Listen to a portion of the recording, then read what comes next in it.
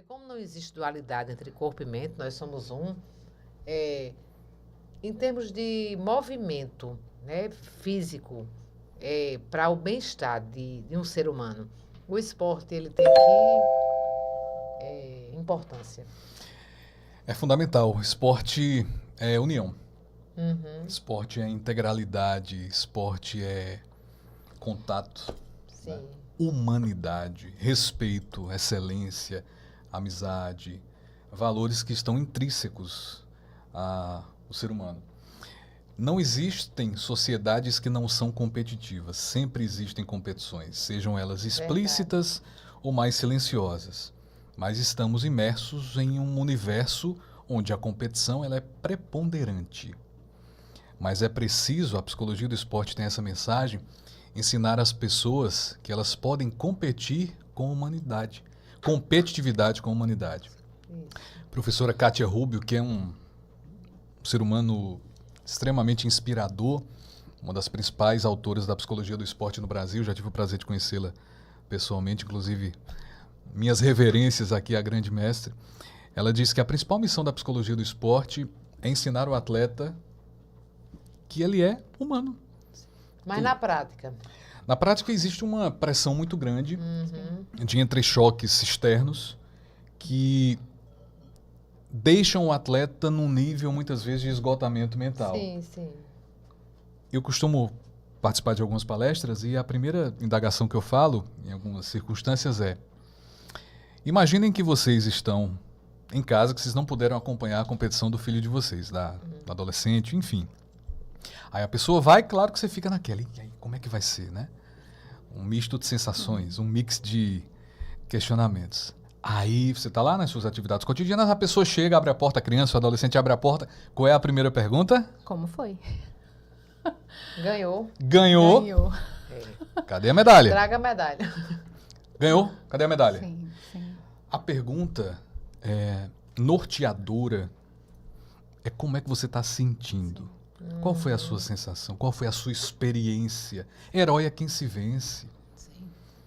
Né? Existem Herói é quem vitórias, se vence. existem vitórias que ninguém vê. As micro-vitórias cotidianas, elas são muito representativas. A coragem de ir, porque a gente não tem garantia de nada.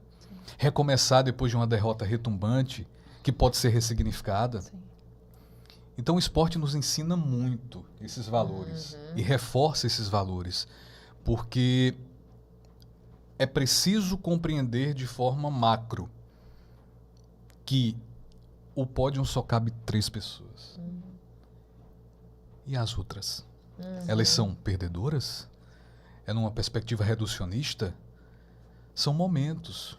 O primeiro lugar de hoje, em algum momento ele já caminhou pelos espaços que são Sim. taxados como inferiores, mas que são impulsionadores também.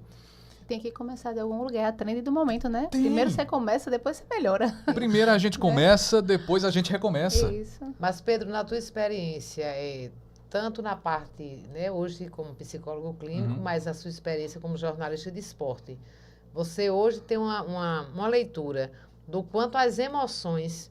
Eu vou falar de um detalhe que eu não sou muito... Eu não tenho tanta competência na área esportiva. Obviamente, nada que se compare a você. Mas eu sou Sou um curiosa. aprendiz também. Eu sou curiosa. Né? Nós ficamos traumatizados com 7-1. Uhum. Ali é um trauma, faz muito tempo, mas a gente não esquece. E daí, eu, com meu olhar de psicóloga, né, que acompanha aquela Copa do Mundo, eu senti desde o início um time derrotado. Uhum. Emocionalmente fragilizado. Você fez essa leitura também?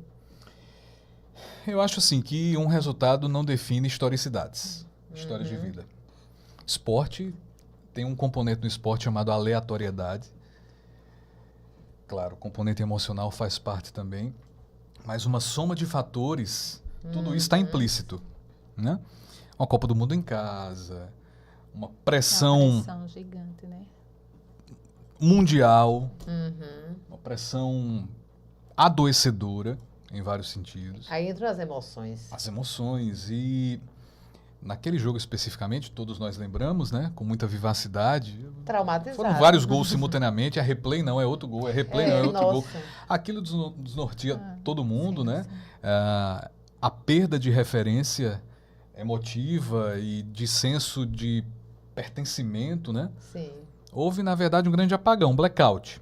isso. E de um outro lado, uma equipe que Se estava aproveitou disso, né? muito Preparado focada pra isso. e os jogadores experientes, tão experientes quanto os brasileiros, mas o 7-1 é uma marca. Então eu falo muito para os meus pacientes o seguinte: um recorte não é a globalidade das existências. Gestalt.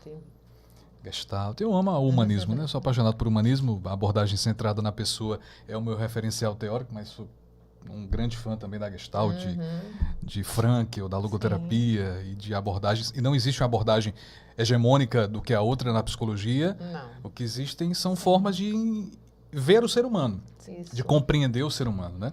São remédios diferentes, né? Isso, mas cuidando de pessoas. A ciência que cuida de pessoas. Não existe uma abordagem melhor em detrimento da outra, não. A psicologia é linda. Linda e encantadora. Então não é um resultado que define o que a pessoa é. Sim. E existe muita injustiça em marcas que se colocam Sim. em pessoas que tiveram deslizes, que todos nós temos. E a gente acaba não rotulando o momento, rotula a pessoa, né? Rotula a personalidade. Então isso fica como uma marca sua e não como uma marca da situação.